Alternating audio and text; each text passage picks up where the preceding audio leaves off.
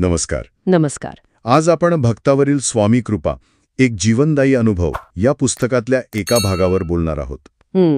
खास करून भाग 4 भक्तावरची कृपा यात एका शेतकऱ्याची गोष्ट आहे. अनेकांना आठवत असेल. आज आपण फक्त गोष्ट काय आहे हे नाही, तर जरा खोलात जाऊन पाहूया. म्हणजे त्या शेतकऱ्याच्या अनुभवातून आपल्याला काय शिकायला मिळतं, स्वामींची कृपा कशी झाली आणि नेमकं काय घडलं. ही कथा म्हणजे श्रद्धा आणि काय म्हणतात त्याला, दैवी आश्वासनामुळे आयुष्यात कसे बदल होऊ शकतात याचं एक चांगलं उदाहरण आहे. तर सुरू करूया.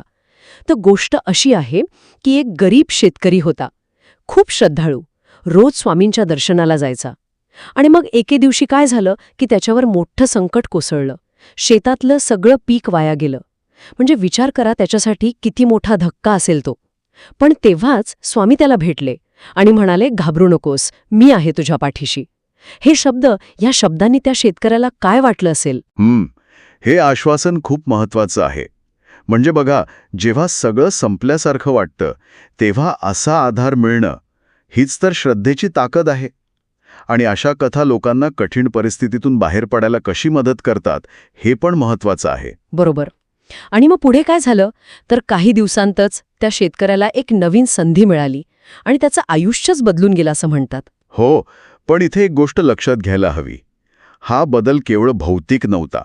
म्हणजे फक्त बाहेरून काहीतरी चांगलं घडलं असं नाही. त्या शब्दांमुळे, त्या आश्वासनामुळे त्या शेतकऱ्याचा दृष्टिकोन बदलला असेल, त्याचा आत्मविश्वास वाढला असेल, हे पण तितकंच महत्वाचं आहे. अच्छा, म्हणजे तुम्ही म्हणताय की ती कृपा केवळ बाहेरून आलेली मदत नव्हती, तर त्याच्या आतून काहीतरी बदललं. अगदी. मोठ्या चित्रात बघितलं तर श्रद्धा किंवा अशी कोणतीतरी विश्वास प्रणाली लोकांना संकटांचा सामना करायला कशी मदत करते हे यातून दिसतं. म्हणजे असा क्रम लागतो का? भक्ती, मग संकट, मग ते दैवी आश्वासन, मग नवीन संधी आणि मग आयुष्यात परिवर्तन. हा असा प्रवास आहे का? हो, साधारणपणे तसाच. पण त्या आश्वासनानंतर आणि संधी मिळण्याआधी एक महत्वाचा टप्पा आहे. तो म्हणजे श्रद्धेमुळे आलेला दृष्टिकोन बदल आणि आत्मविश्वास. म्हणजे ती संधी ओळखायला आणि स्वीकारायला तो तयार झाला, असं म्हणायचं का? बरोबर. ती कृपा फक्त नशिबाचा भाग नव्हती, तर त्या शेतकऱ्याच्या मानसिकतेत झालेला तो बदल महत्वाचा होता. स्वामींच्या शब्दांनी कदाचित त्याला ती आंतरिक शक्ती दिली असेल. ओके, म्हणजे या कथेचा मुख्य संदेश काय म्हणता येईल? श्रद्धा आणि दैवी कृपेची शक्ती? हो, नक्कीच.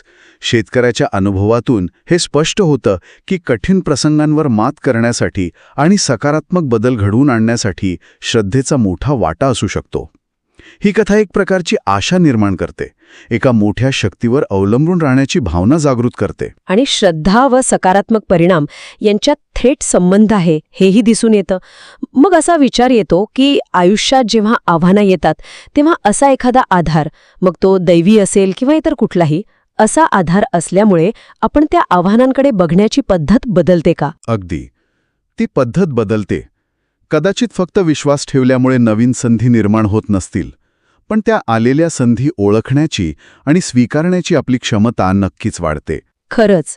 म्हणजे कृपा म्हणजे कदाचित परिस्थिती बदलणं इतकंच नाही, तर परिस्थितीला सामोरं जाण्याची नवी दृष्टी मिळणं, असाही अर्थ असू शकतो. विचार करायला लावणारी गोष्ट आहे ही.